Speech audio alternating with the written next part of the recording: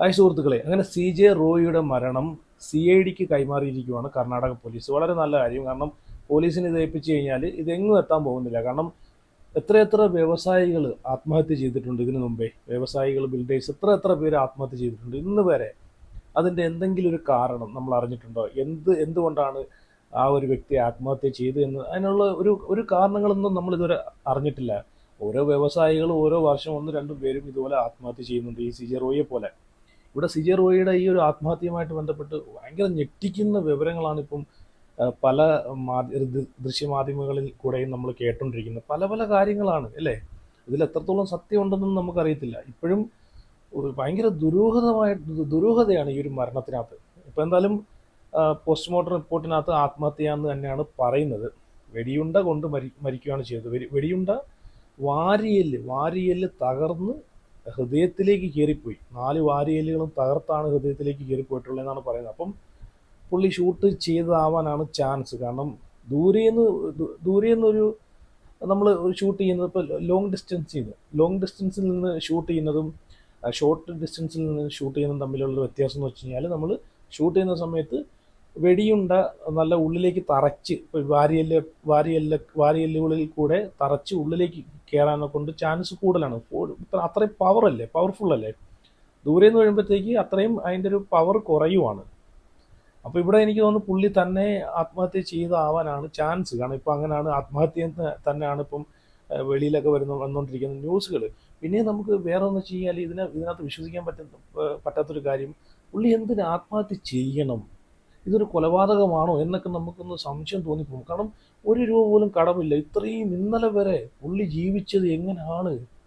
നിങ്ങളൊന്ന് ആലോചിച്ച് നോക്കി. ഇന്നലെ വരെ പുള്ളി ജീവിച്ചത് അത്രയും ആഡംബരത്തിൽ, അത്രയും ഒരു റിച്ച് ലെവലിൽ ജീവിച്ചൊരു മനുഷ്യനാണ്. കോടികൾ വില വരുന്ന കാറുകളിൽ യാത്ര ചെയ്തിരുന്ന ഒരു മനുഷ്യനാണ്. 12 റോൾസ് റോയ്സ് ആണുള്ളത്. 12 ഫ്ലൈറ്റുകൾ വാങ്ങാൻ വരെ പ്ലാൻ ചെയ്ത വ്യക്തിയാണ് പുള്ളി. ഒന്ന് ആലോചിച്ച് നോക്കണം.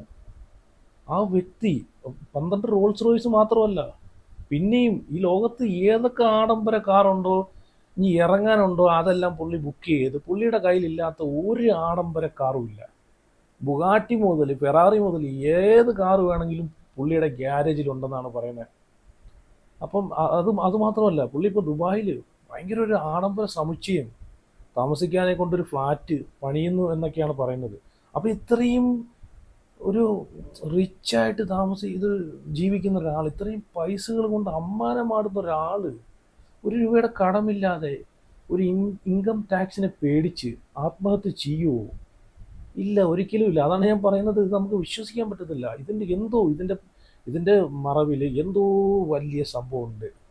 ഇപ്പം കേട്ടോണ്ടിരിക്കുന്ന ഞെട്ടിക്കുന്ന വിവരങ്ങൾ എന്താണെന്ന് വെച്ച് കഴിഞ്ഞാൽ, ഇപ്പം ഇൻകം ടാക്സ് ഉദ്യോഗസ്ഥർ പുള്ളിയുടെ ക്യാബിനിൽ ചെന്ന് ലോക്കർ റൂം തുറക്കാൻ പറഞ്ഞു എന്നാണ് പറയുന്നത്. ലോക്കർ റൂമിൽ പോയി എന്തോ എടുത്തുകൊണ്ട് വരാൻ പറഞ്ഞെന്നൊക്കെയാണ് പറയുന്നത്. അപ്പം പുള്ളി അവിടെ റൂമിൽ കയറിയിട്ട് ലോക്കർ റൂം തുറക്കാൻ വിസമ്മതിച്ച് 15 മിനിറ്റ് റൂമിൽ ചിലവഴിച്ചിട്ടാണ് മരിക്കുന്നതെന്നാണ് പറയുന്നത്. റൂമിൽ കയറി വാതിലടച്ചു, എന്നെ ആരും ശല്യപ്പെടുത്തില്ല എന്ന് പറഞ്ഞിട്ട് പുള്ളി അകത്ത് കയറി ഒരു 15 മിനിറ്റ് കഴിഞ്ഞപ്പോഴാണ് പുള്ളിയുടെ മരണം അറിയുന്നതെന്നാണ് പറയുന്നത്. അപ്പോൾ എന്തുകൊണ്ട് പുള്ളി ആ ലോക്കർ റൂമിലിരിക്കുന്ന സാധനം എടുക്കാൻ മടി കാണിച്ചു? അതിനകത്ത് എന്താണുള്ളത്? അപ്പോൾ എന്തോ ഇതിലൊക്കെ ഭയങ്കര ദുരൂഹത ഉണ്ട്. പുള്ളി എന്തൊക്കെയോ മറയ്ക്കുന്നുണ്ട്. മാത്രമല്ല, ഇതിനകത്ത് വേറൊരു സംഭവം എന്ന് വെച്ച് കഴിഞ്ഞാൽ, ഈ ബിൽഡിങ്ങിൽ ഇത്രയും വലിയൊരു ബിസിനസ് സ്ഥാപനത്തിൽ 3 മാസമായിട്ട് CCTV ക്യാമറ വർക്ക് ചെയ്യുന്നില്ല. അപ്പോൾ എന്ത് മറയ്ക്കാനാണ്? കഴിഞ്ഞ കുറച്ച് ദിവസങ്ങളായിട്ട് ഇവിടുത്തെ CCTV ക്യാമറയിൽ നിന്നും കഴിഞ്ഞ കുറച്ച് ദിവസങ്ങളായിട്ട് CCTV അല്ല, ഈ ഒരു കോൺഫിഡൻറ്റ് ഗ്രൂപ്പിൽ റെയ്ഡൊക്കെ ഇങ്ങനെ ഡിസംബർ തൊട്ടേ റെയ്ഡും കാര്യങ്ങളൊക്കെ നടന്നുകൊണ്ടിരിക്കുകയാണ്. അപ്പോൾ എന്തുകൊണ്ട് ഈ കഴിഞ്ഞ 3 മാസമായിട്ട് ഒന്നുകിൽ ഇത്രയും വലിയൊരു ബിസിനസ് ഉള്ള വ്യക്തിയാണ്, അപ്പോൾ ഇവരെയൊക്കെ സേഫ്റ്റിക്ക് വേണ്ടിയിട്ടെങ്കിലും ആ ഒരു സ്ഥാപനത്തിൽ CCTV ക്യാമറ വർക്ക് ചെയ്യേണ്ട 3 മാസമായിട്ട് CCTV ക്യാമറ ഓഫ് ചെയ്തിട്ടേക്കുന്ന വർക്കല്ല. ഇതിൻ്റെയൊക്കെ കാരണങ്ങൾ എന്താണ്? എന്ത് മറിക്കാനാണ് ഇതൊക്കെ ചെയ്തേക്കുന്നത്? അപ്പോൾ എന്തോ വലിയ ഒരു രഹസ്യം ഇതിനകത്തുണ്ട്. അല്ലാതെ പുള്ളി ഒരിക്കലും ആത്മഹത്യ ചെയ്തില്ല. പുള്ളിയുടെ പല ഇൻ്റർവ്യൂ ഞാൻ കണ്ടിട്ടുണ്ട്. പുള്ളിയുടെ ഇൻ്റർവ്യൂസിനകത്തൊക്കെ പുള്ളി തരുന്ന ഒരു മോട്ടിവേഷനും പുള്ളിയുടെ ഒരു കോൺഫിഡൻസ് ഒക്കെ ഉണ്ടല്ലോ, അത് കേട്ടുകൊണ്ടിരിക്കുന്ന ആൾക്ക് തന്നെ ഒരു പ്രചോദനമാണ്. പുള്ളി തന്നെ പറഞ്ഞിട്ടുണ്ട്, പുള്ളി 27-ാമത്തെ വയസ്സിലെങ്ങാണ്ടേ ഞാനിവിടെ ഒരു ഫോട്ടോ വയ്ക്കാം. 27ാമത്തെ വയസ്സിലെങ്ങാണ്ട് പുള്ളി എടുത്തൊരു മാരുതി അത് കൊടുത്തിട്ട് പിന്നെ അത് പുള്ളി തേടിപ്പിടിച്ച് അത് കണ്ടുപിടിച്ച് തരുന്ന ആൾക്ക് 10 ലക്ഷം രൂപ കൊടുക്കുമെന്ന് പറഞ്ഞ് അത് കണ്ടുപിടിച്ച് കൊടുത്ത ഒരാൾക്ക് 10 ലക്ഷം രൂപ കൊടുക്കുന്നത് ഒരു വീഡിയോ ഒക്കെ ഞാൻ കണ്ടിട്ടുണ്ടായിരുന്നു. അപ്പോൾ അങ്ങനെയൊക്കെ ഉള്ളൊരു മനുഷ്യൻ, പൈസ കൊണ്ട് അമ്മാനമാടി കളിച്ചിരുന്ന ഒരു മനുഷ്യൻ ഒരു ദിവസം ഒരു ഇൻകം ടാക്സിനെ പേടിച്ച് മരിക്കുമോ എന്ന് വെച്ച് കഴിഞ്ഞാൽ അത് വിശ്വസിക്കാൻ പറ്റത്തില്ല. എന്തായാലും ഞാൻ ആ വാർത്ത ഇവിടെ നിന്ന് കൊടുക്കാം, നിങ്ങളൊന്ന് കണ്ടു നോക്ക്.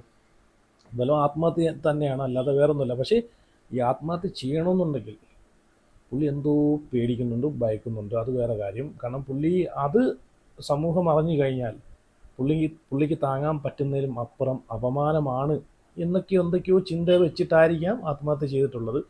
എന്താണെങ്കിലും ഇപ്പം പുറത്തോട്ട് വരുന്ന കാര്യങ്ങളൊക്കെയാണ് ഞാൻ ഇപ്പോൾ ഷെയർ ചെയ്തേക്കുന്നത്. എന്തായാലും ഞാൻ ഒരു വാർത്ത വയ്ക്കാം. വാർത്ത നിങ്ങൾ 24 ന്യൂസിനകത്ത് വന്ന വാർത്ത നിങ്ങളൊന്ന് കണ്ടു നോക്കും. വെടിയുണ്ട ഫോറൻസിക് വിഭാഗത്തിന് കൈമാറി. കുടുംബാംഗങ്ങളുടെയും IT ഉദ്യോഗസ്ഥരുടെയും മൊഴി പോലീസ് രേഖപ്പെടുത്തി. ആത്മഹത്യയിലേക്ക് നയിച്ചത് ആദായനികുതി വകുപ്പ് ഉദ്യോഗസ്ഥരെന്ന് സഹോദരൻ ബാബു സിജി ആരോപിച്ചു. അത് ആയിരിക്കാം, വേറെ ആൾക്ക് വേറെ ഒരു കടോ ബാധ്യതയോ അല്ലെങ്കിൽ ത്രെട്ടോ അങ്ങനത്തെ ഒന്നുമില്ല. അന്വേഷണം വേഗത്തിലാക്കാൻ കർണാടക മുഖ്യമന്ത്രി സിദ്ധരാമയ്യ നിർദ്ദേശം നൽകി. ആദായനികുതി വകുപ്പിന്റെ സമ്മർദ്ദത്തിനിരയാണ് റോയ് സിജി എന്ന് ഉപമുഖ്യമന്ത്രി DK ശിവകുമാർ. അതേസമയം റെയ്ഡുമായി ബന്ധപ്പെട്ട് സമ്മർദ്ദം ചെലുത്തിയിട്ടില്ലെന്നും ഒപ്പിടാനെത്താൻ ആവശ്യപ്പെടുക മാത്രമാണ് ചെയ്തതെന്നുമാണ് ആദായനികുതി വകുപ്പിന്റെ വിശദീകരണം. പോസ്റ്റ്മോർട്ടം അടക്കം കഴിയുമ്പോൾ നടന്നത് ആത്മഹത്യ എന്ന നിഗമനത്തിലേക്കാണ് അന്വേഷണ സംഘം എത്തുന്നത്.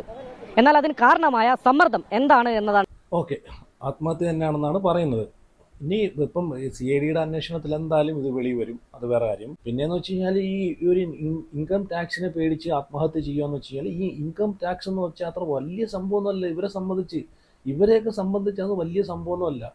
ഇൻകം ടാക്സ് വന്നാൽ തന്നെയും ഈ പറഞ്ഞിട്ടുള്ള രേഖകളും ടാക്സ് റിട്ടേൺ അടച്ചിട്ടുള്ള പേപ്പറുകളും കാര്യങ്ങളെല്ലാം അവർ ചെക്ക് ചെയ്യും. ഇതിനകത്തൊന്നും വലിയ കുഴപ്പങ്ങളും കാര്യങ്ങളൊന്നും ഇല്ലെങ്കിൽ അതിനകത്ത് പേടിക്കാനൊന്നുമില്ല. പിന്നെ മഹസർ ചെയ്തിട്ടുള്ള ഈ പറഞ്ഞിട്ടുള്ള അവരെ പണമായാലും ഈ ഓരോ പ്രോപ്പർട്ടി ആണെങ്കിലും അതൊക്കെ ഉടമസ്ഥനെ കാണിച്ച്, അതായത് ഇൻകം ടാക്സുകാർ വന്ന് റെയ്ഡ് ചെയ്യുന്ന വ്യക്തികളെ കാണിച്ചിട്ടാണ്, അതൊക്കെ ഉത്തരവാദിത്വത്തോടു കൂടിയാണ് അതൊക്കെ അവർ കൊണ്ടുപോകുന്നത്.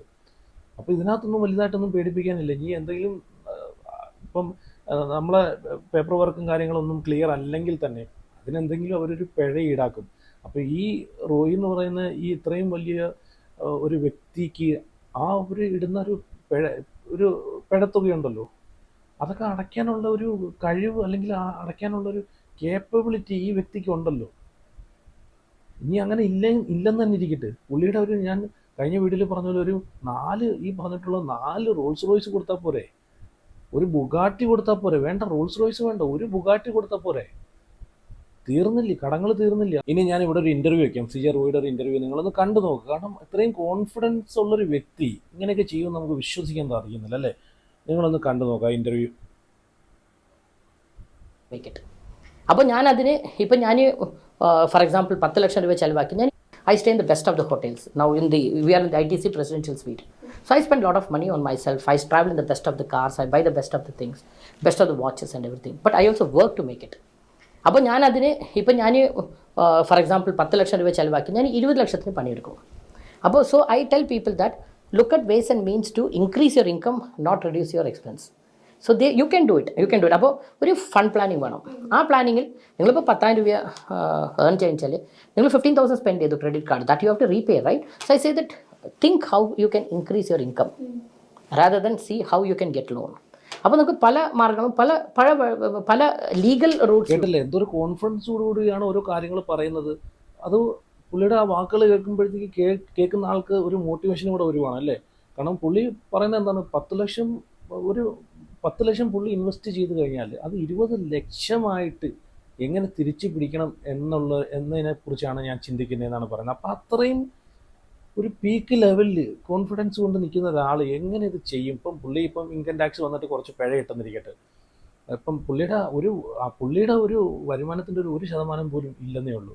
അപ്പോൾ അത്രയും പിഴ ഇട്ടിട്ടുണ്ടെങ്കിൽ ആ പിഴ അടച്ചിട്ട് അതിൻ്റെ ഇരട്ടി പൈസ ഉണ്ടാക്കാൻ ഈ പറയുന്ന ഈ റോയിയുടെ ഈ വാക്കുകളിൽ കൂടെ നമുക്ക് ചിന്തിച്ചെടുക്കാനേ ഉള്ളൂ അല്ലേ.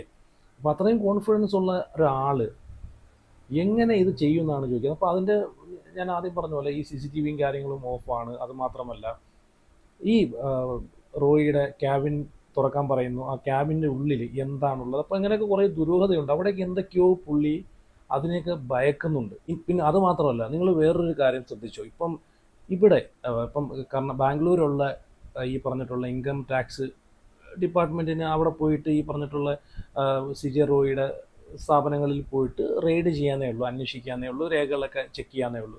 പക്ഷെ എന്തുകൊണ്ട് ഇവിടെ കേരളത്തിൽ നിന്ന് അങ്ങോട്ട് പോയി?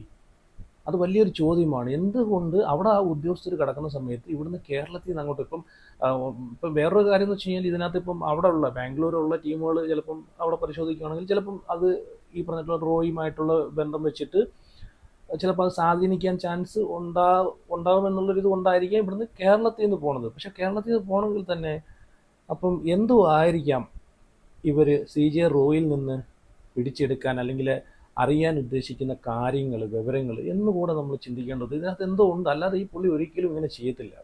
പുള്ളി ഒരുപാട് ചാരിറ്റി പ്രവർത്തനങ്ങൾ ചെയ്യുന്ന, ഒരുപാട് ആളുകളെ സഹായിക്കുന്ന, ഒരുപാട് നല്ല നല്ല കാര്യങ്ങൾ ചെയ്യുന്ന ഒരു നല്ലൊരു മനുഷ്യനാണ്. അങ്ങനെയാണ് നമ്മൾ ഈ പുള്ളിയെ ഇപ്പം കണ്ടുകൊണ്ടിരിക്കുന്നത് അല്ലേ. നല്ലൊരു മനുഷ്യനാണ്. അപ്പം എന്തോ പുള്ളിയുടെ ലൈഫിനകത്ത് എന്തോ പുള്ളി ഭയക്കുന്നൊരു സംഭവമുണ്ട്. അതുകൊണ്ടാണ് ഇങ്ങനെ പുള്ളി ആത്മഹത്യ ചെയ്യാൻ തന്നെ കാരണമാവുന്നത്. അപ്പോൾ പുള്ളിയുടെ ലൈഫൊക്കെ ഒന്ന് വെച്ച് നോക്കുകയാണെങ്കിൽ ഒന്ന് ആലോചിച്ച് നോക്കിയാൽ നമുക്കൊന്നും ചിന്തിക്കാൻ പറ്റാത്തതിനപ്പുറം ലൈഫാണ് പുള്ളിയുടെ ലൈഫ്. ഇന്നലെ വരെ ഈ ഞാൻ പറഞ്ഞില്ലേ, ഒരു കൊട്ടാരത്തിൽ ജീവിച്ച് പോകുന്നതും വരുന്നതും എല്ലാം ലക്ഷറി വാഹനങ്ങളിൽ, അങ്ങനെ ഒരു വ്യക്തി പെട്ടെന്ന് ഇതൊക്കെ ചെയ്യണമെന്നുണ്ടെങ്കിൽ അതിനകത്ത് എന്തൊക്കെയോ ദുരൂഹതകളുണ്ട്. പിന്നെ ഇവിടെ CJ റോയിയുടെ കുടുംബാംഗങ്ങളും അതുപോലെ സഹോദരനും പറയുന്ന കാര്യം എന്ന് വെച്ച് കഴിഞ്ഞാൽ ഇപ്പം ഈ ഇൻകം ടാക്സ് ഉദ്യോഗസ്ഥർ പുള്ളിയെ നല്ല രീതിയിൽ സമ്മർദ്ദം ചെലുത്തിയിരുന്നു. പുള്ളിയെ മാനസികമായിട്ട് സമ്മർദ്ദം ചെലുത്തി തകർത്തതാണ് ഈ ഒരു മരണത്തിന് കാരണമെന്നാണ് പറയുന്നത്. എന്നാൽ ആ ഒരു വാർത്തയൊന്ന് കണ്ടു നോക്കുക. പക്ഷെ എനിക്കങ്ങനെ തോന്നുന്നില്ല. കാരണം ഒന്നുമില്ലായ്മയിൽ നിന്ന് ഇത്രയും പടുത്ത് വന്നൊരു വ്യക്തി ഒരു ചെറിയൊരു ഇൻകം ടാക്സിൻ്റെ ഒരു റെയ്ഡിലൂടെ പുള്ളി അങ്ങ് പേടിക്കുമോ? ഇത്രയൊക്കെ പേടിക്കുമോ? എനിക്ക് തോന്നുന്നില്ല. കാരണം അത്രയും ഇത് വഴിവെട്ടി വന്നവനെന്നൊക്കെ പറയുമല്ലോ. കാരണം അങ്ങനെയാണ് പുള്ളിയുടെ ലൈഫിൽ ഒന്നുമില്ലായ്മയെന്ന് കയറി വന്നതാണ് പുള്ളി. അപ്പോൾ അത്രയും കഷ്ടപ്പെട്ട് അത്രയും ഹാർഡ് വർക്ക് ചെയ്ത് കയറി വന്നൊരു വ്യക്തി ഒരു നിമിഷം കൊണ്ട് ഒരു ഇൻകം ടാക്സിനെ പേടിച്ചിട്ട് പുള്ളി ആ പടുത്തുയർത്തിയതെല്ലാം നഷ്ടപ്പെടുത്തിയിട്ട് പുള്ളി ആത്മഹത്യയിലേക്ക് പുള്ളിയെ തള്ളിവിടുമെന്ന് ഒരു സ്വയമേ ഒന്ന് ചിന്തിച്ച് കഴിഞ്ഞാൽ നമുക്കൊന്ന് മനസ്സിലാക്കാവുന്നേ ഉള്ളൂ. അങ്ങനെ ഒരിക്കലും പുള്ളി ചെയ്യത്തില്ല. എന്നാലും പുള്ളിയുടെ ഫാമിലി പരാതി കൊടുത്തിട്ടുണ്ട്. പുള്ളിയുടെ ബ്രദർ പരാതി കൊടുത്തിട്ടുണ്ടെന്നാണ് പറയുന്നത്. അതും കൂടെ ഒന്ന് കണ്ടു നോക്കാം നിങ്ങൾ. ഇപ്പോൾ അദ്ദേഹത്തിന്റെ ഭാര്യയും മകനും ഒക്കെ ദുബായിലായിരുന്നു. അവർ ദുബായിൽ സെറ്റിൽ ആണ് എന്ന് നമുക്കറിയാം. അവിടെ നിന്നിപ്പോൾ പുലർച്ചെ 5 മണിയോടെയാണ് ബംഗളൂരുവിലേക്ക് എത്തിയത്. അദ്ദേഹത്തിന്റെ സഹോദരൻ, അല്പസമയം മുമ്പ് പ്രതികരിച്ച സഹോദരൻ വിയറ്റ്നാമിലായിരുന്നു. അവിടെ നിന്ന് ഇന്നിപ്പോൾ രാവിലെയാണ് വിമാനത്താവളത്തിലേക്ക് ബംഗളൂരുവിലേക്ക് എത്തിയത്. അവിടെ നിന്ന് നേരിട്ട് ആശുപത്രിയിലേക്കാണ് അദ്ദേഹം വന്നത്. തന്റെ സഹോദരനെ അവസാനമായി ഒരു നോക്ക് കാണാൻ വേണ്ടി അദ്ദേഹം ആദ്യം തന്നെ ഇങ്ങോട്ട് വന്നു. അതിനുശേഷമാണ് ആദായനികുതി വകുപ്പ് ഉദ്യോഗസ്ഥർക്കെതിരെ രൂക്ഷമായ ആരോപണങ്ങൾ, ഗുരുതരമായ ആരോപണങ്ങൾ തന്നെ ഉന്നയിക്കുന്നത്. അദ്ദേഹം മൊത്തം ഡിപ്പാർട്ട്മെന്റ് അല്ല, അതിനപ്പുറത്തേക്ക് ചില ഉദ്യോഗസ്ഥരുടെ പേര് തന്നെ അദ്ദേഹം പറഞ്ഞ് ആരോപണം ഉന്നയിക്കുന്നുണ്ട്. ഇന്നലെ ഡോക്ടർ റോയ് അന്തരിക്കുന്നത് ഏതാണ്ട് 3:15 രാവിലെ 11 മണിയോടെ സഹോദരനെ അദ്ദേഹം വിളിച്ച് സംസാരിച്ചിട്ടുണ്ട്. ഈ കാര്യങ്ങളെക്കുറിച്ച്, ഈ സമ്മർദ്ദത്തെക്കുറിച്ച് അദ്ദേഹം സഹോദരനുമായി ആശയവിനിമയം നടത്തിയിട്ടുണ്ട് എന്ന് സഹോദരൻ തന്നെ ഇന്നലെ തന്നെ പറഞ്ഞതാണ്. അതുകൊണ്ട് ആദായനികുതി വകുപ്പിന്റെ ഭാഗത്തു നിന്നുള്ള ചില ഉദ്യോഗസ്ഥരുടെ ഭാഗത്തു നിന്നുണ്ടായ സമ്മർദ്ദം എന്ന രീതിയിൽ തന്നെയാണ് കുടുംബം ഇതേക്കുറിച്ച് പ്രതികരിക്കുന്നത്. അതേസമയം ആദായനികുതി വകുപ്പ് ഇന്നിപ്പോൾ ഒരു വാർത്താക്കുറിപ്പ് ഇതുമായി ബന്ധപ്പെട്ട് ഇറക്കും എന്നുള്ള വിവരമാണ് നമുക്ക് ലഭിക്കുന്നത്. കേരളത്തിൽ നിന്ന് അത്തരമൊരു വാർത്താക്കുറിപ്പ് നമ്മൾ പ്രതീക്ഷിക്കുന്നു. ആദായനികുതി വകുപ്പ് ഇതുവരെ പറയുന്നത് ഏതെങ്കിലും തരത്തിലൊരു സമ്മർദ്ദം ഉണ്ടായിട്ടില്ല, സൗഹാർദ്ദപരമായ കാര്യങ്ങൾ ചോദിച്ചറിയുക മാത്രമാണ് ചെയ്തത്. അങ്ങനെ ഏതെങ്കിലും തരത്തിലൊരു സമ്മർദ്ദം ഞങ്ങളുടെ ഭാഗത്തു നിന്ന്. ഓക്കെ, എന്താണെങ്കിലും സത്യം പുറത്തു വരട്ടെ. കഴിഞ്ഞ് CID ഏറ്റെടുത്തുകൊണ്ട് ഇതെന്തായാലും ഇതിൻ്റെ സത്യാവസ്ഥകളൊക്കെ പുറത്തു വരും. പുള്ളി ആത്മഹത്യ ചെയ്യാനുള്ള കാരണം എന്താണെന്നൊക്കെ ഇതെല്ലാം പുറത്തു വരും. CCTV ഉണ്ടായിരുന്നെങ്കിൽ CCTVയിൽ നിന്നുകൂടെ നമുക്ക് വ്യക്തമാക്കാമായിരുന്നു കുറേ കാര്യങ്ങളൊക്കെ.